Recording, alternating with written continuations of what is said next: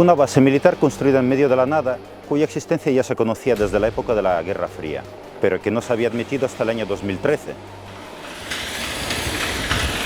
Una gran parte de la sociedad opina que se esconden ahí tecnologías secretas e incluso tecnologías alienígenas. De hecho, tan popular es el mito que la rodea que se ha intentado realizar un asalto a ella. Por favor, pueden dejar el lugar, ayer no han conseguido nada. Deberían de marchar y dejar de perder el tiempo aquí. Hablamos del Área 51 y hoy vamos a intentar entender por qué es tan popular.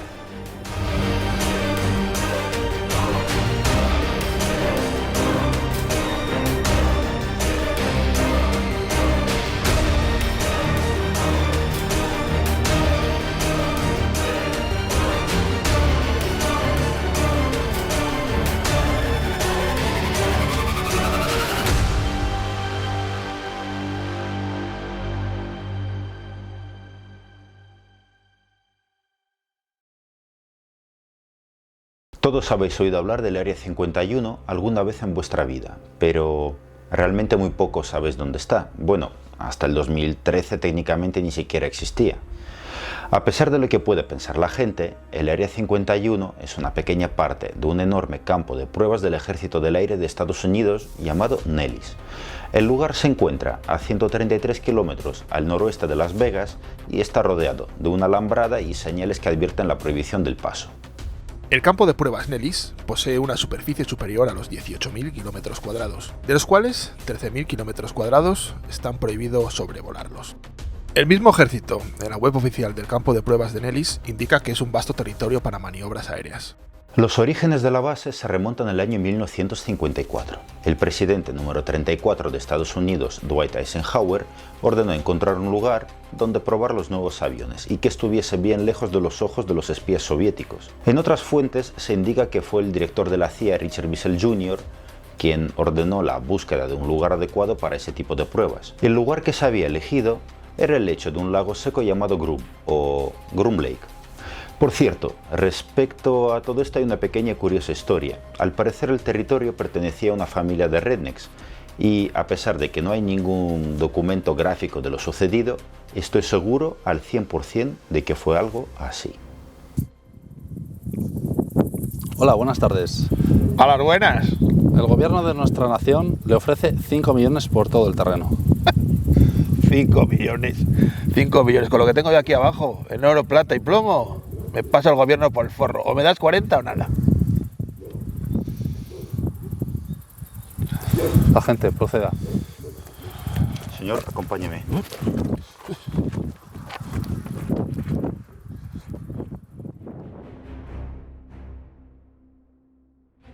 Sí. El territorio fue expropiado por el bien de la nación y les pagaron $1 millón como compensación. Eso sí, hay una moraleja: no intentes zarandear al gobierno o acabarás tú siendo el zarandeado. Al principio, la base militar se dedicaba al mantenimiento de los aviones que participaban en las pruebas nucleares, pero más adelante ahí se realizaron pruebas de aeronaves bastante más avanzadas. Y los láseres también, y los platillos volantes también, volantes también. Uno de los más famosos fue el U-2, desarrollado por Lockheed Martin.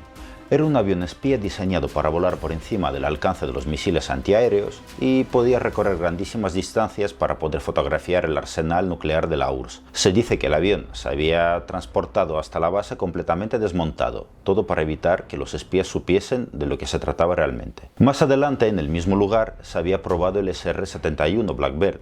Era otro avión espía que volaba a una gran altitud y superaba 3 veces la velocidad del sonido. Y el último protagonista más famoso fue el Lockheed F-117 Nighthawk, el primer avión furtivo que hubo. Estos serían los más famosos, pero a saber qué más trastos surcaron ahí los cielos a lo largo de las décadas. También a lo largo de la Guerra Fría se transportaba ahí la tecnología militar soviética conseguida en distintos conflictos bélicos por su interés científico y para su estudio. Igual que los ovnis. En el año 1968 acabaron ahí 2017, como resultado de una historia bastante ridícula. 2 pilotos sirios en un vuelo de entrenamiento se perdieron y tuvieron que aterrizar en el país vecino.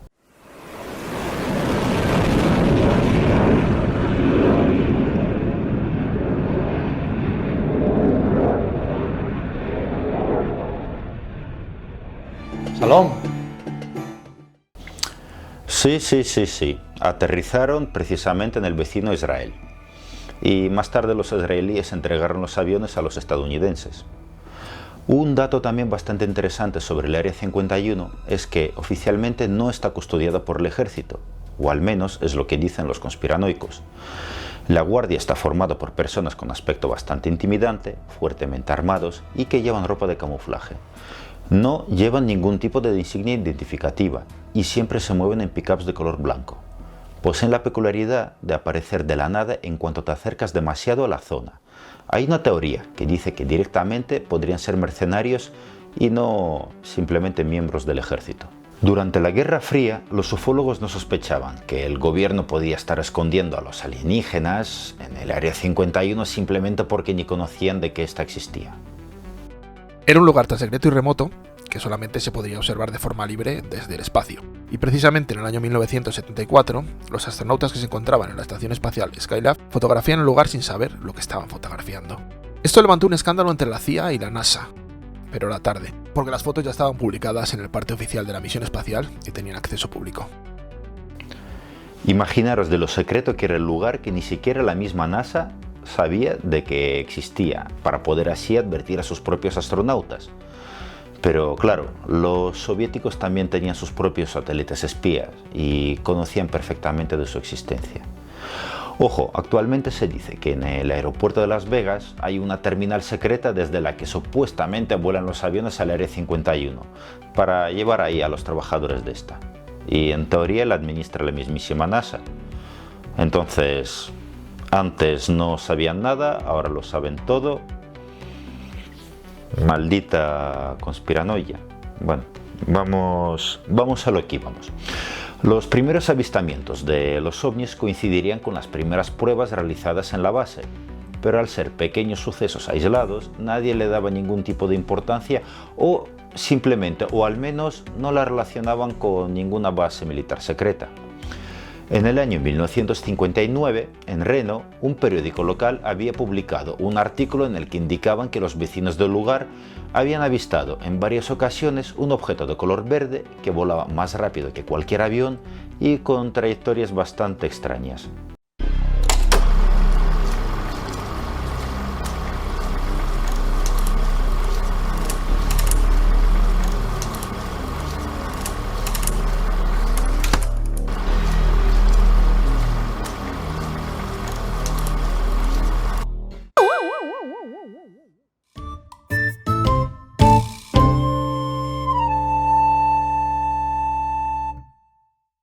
Hubo muchos más artículos similares, antes y después de este. La reacción de la CIA a todos estos artículos fue indiferente. Incluso es posible que la misma CIA se dedicase a divulgar noticias de este tipo, con la ventaja de que a partir de ese momento se podía culpar de todo a esos locos que se hacían llamar simplemente ufólogos. El tiempo iba pasando y todos estaban tan tranquilos y felices hasta que en el año 1989, en una cadena de la televisión local de Las Vegas, se había emitido una entrevista a un físico llamado Bob Lazar, que supuestamente trabajó en las instalaciones llamadas S4, que estaban dentro del Área 51. Por si acaso os lo recuerdo, se trataba de un lugar súper mega secreto. Bob Lazar reveló que le trasladaron ahí desde el laboratorio de Los Álamos, famoso por el desarrollo de la primera bomba atómica. En las instalaciones S4 él dirigía un equipo de investigación encargado del estudio de las tecnologías alienígenas y su posible uso militar. Bob Lazar proclamó a toda la audiencia que en el Área 51 hay un enorme complejo militar mayoritariamente escondido bajo tierra en el que desmontan los platillos y crean nuevas máquinas basándose en la tecnología alienígena y evidentemente prueban esos aparatos, lo que explicaría los supuestos avistamientos hasta la fecha. ¿Ves? Te lo dije que era todo verdad. Según Lazar, en el Área 51 habría 9 ovnis. Su tamaño estaba pensado para los alienígenas de pequeño tamaño, también llamados grises. Otro secreto que reveló decía que estaba trabajando con un motor para viajar por el espacio que utilizaba el elemento número 115 de la tabla periódica. Aquí debemos de aclarar una cosa. En aquel momento, este elemento todavía no se había descubierto. Se sintetizaría más adelante en el año 2003 en Dubna, en Rusia, y se denominó moscovio.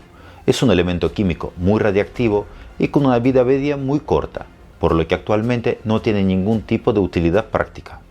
La entrevista fue organizada por John Lear, que por cierto fue piloto, y entre los años 1967 y 1980 realizó vuelos espía para la CIA, algunos de ellos en Vietnam. Se hizo bastante famoso en el año 1987, indicando que el gobierno colaboraba con los extraterrestres desde hacía muchísimos años.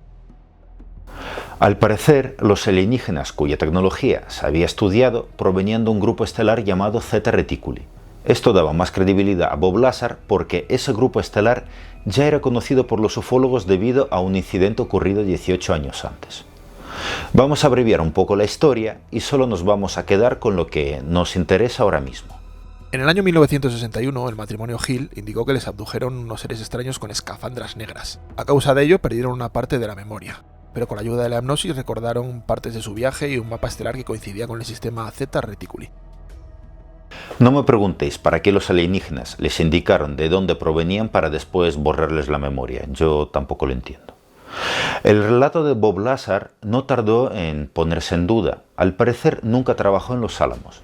Se supone que había estudiado en el MIT, pero no hay registros que demuestren eso. En el año 1990 le arrestaron por proxenetismo y relaciones con la prostitución. Y en el año 2006 fue detenido por el tráfico de sustancias mágicas o precursoras de estas sustancias.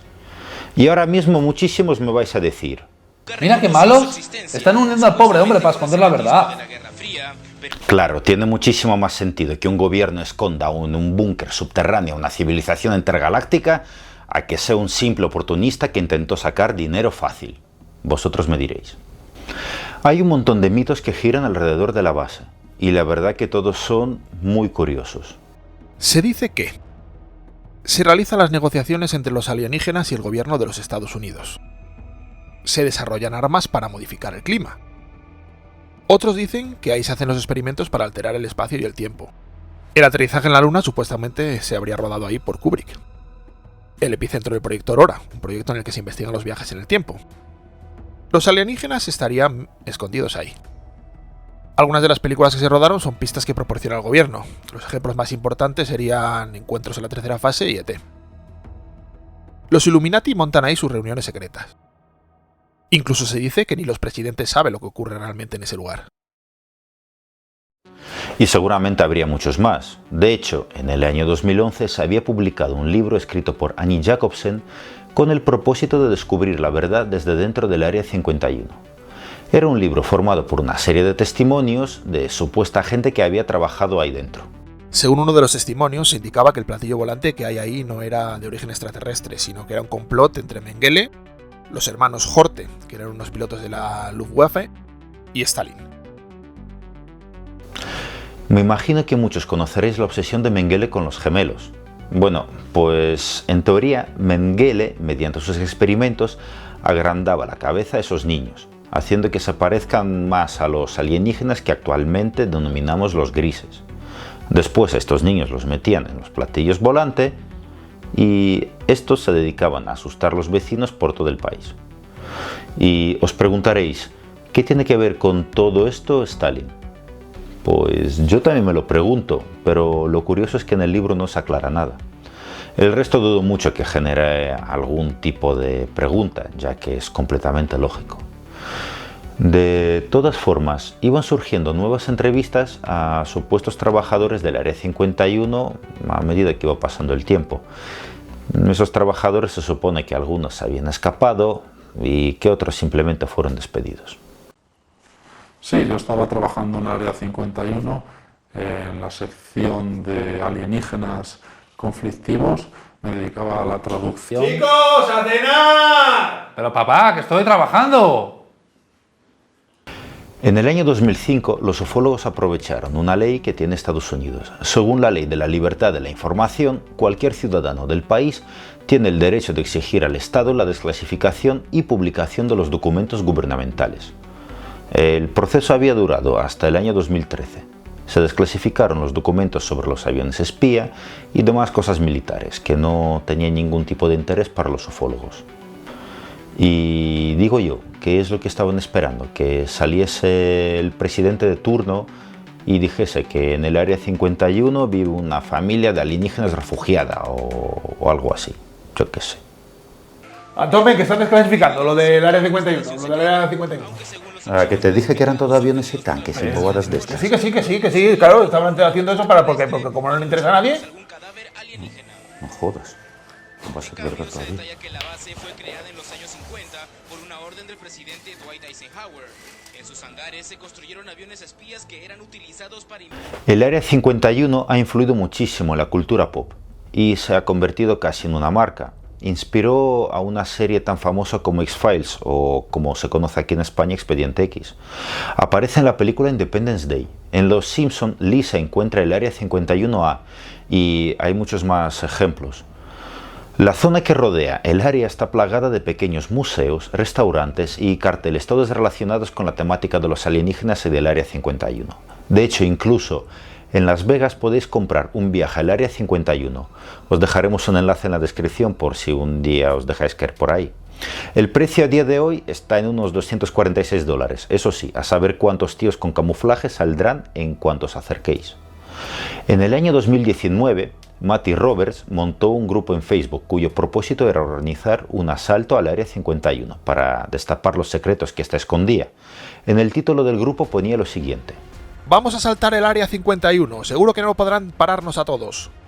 El día clave era el día 20 de septiembre de 2019 y el plan consistía en lo siguiente. Si corremos tan rápido como Naruto, adelantaremos sus balas y podremos mirar a los alienígenas. Un plan cojonudo, nada podía fallar. A toda esta parafernalia se habían apuntado más de 3 millones de personas. El ejército, al considerarlo como una posible amenaza, se había desplegado ahí. Y Robert, al ver que todo esto se le estaba yendo de las manos, y también con el intento de monetizarlo, como siempre ahí está la pasta en esos asuntos, intentó cancelar el asalto y montar un festival de música, pero su intento falló. El día señalado se presentaron unas 150 personas a las puertas del Área 51, pero ese valeroso ejército de luchadores por la verdad había decidido que eran muy pocos para el asalto y todo había terminado. Aunque si hubiesen intentado algo, estoy seguro de que hubiese sido algo así. Venga, chicos, lo tenemos claro, ¿no? Entonces, vamos a ver. Tú te vas por aquí, ¿vale? ¿Vale? Hacia esta sección. Tú te vas a ir por allí. Vale. También hacia esta sección, ¿vale? Y yo me quedo por aquí en medio e intento distraer a todos los de por aquí, ¿vale? Nos ha quedado claro, ¿verdad? Venga, vamos. Ostras. Dime. Ostras, sí, vale, sí. Ostras, vale, ahora mismo, vale, que se me olvidó el pan. Venga, ahora lo compro. Venga, hasta luego. Entonces, ¿qué hay? ¿Qué es lo que esconde dentro del Área 51? Pues seguramente jamás tendremos una imagen total de todo lo que hay ahí dentro. ¿Habrá alienígenas ahí? Pues sinceramente lo dudo mucho. Como lo dije antes, ¿cómo se va a dejar encerrar en un sótano mugriento una serie de seres de civilización superior? Y respecto al secretismo, da igual en qué país viváis, intentad acercaros a cualquier base militar y a ver qué es lo que pasa cuando superéis o intentéis superar algún perímetro de seguridad. Cualquier tecnología militar se considera un objeto de seguridad nacional y más mientras se encuentra en fase de desarrollo. El Área 51 ha inspirado un montón de mitos y de conspiranoia, pero a su vez bastante difícil de creer. Vigilad los cielos y si os abducen someteros a la hipnosis. Con vosotros estuvo el equipo de Quimera. Adiós.